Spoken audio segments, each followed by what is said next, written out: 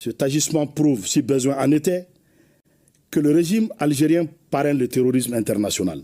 En effet, la destruction du drone a clairement pour effet, sinon pour but, d'entraver la neutralisation de groupes armés ayant revendiqué des actes terroristes.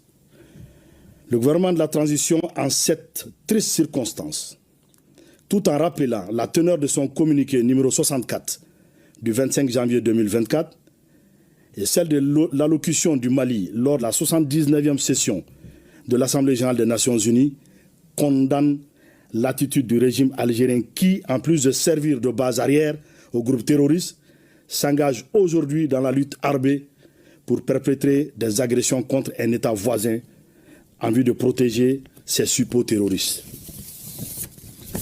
En conséquence, en réponse à cette énième provocation du régime algérien, le gouvernement de la transition décide de 1.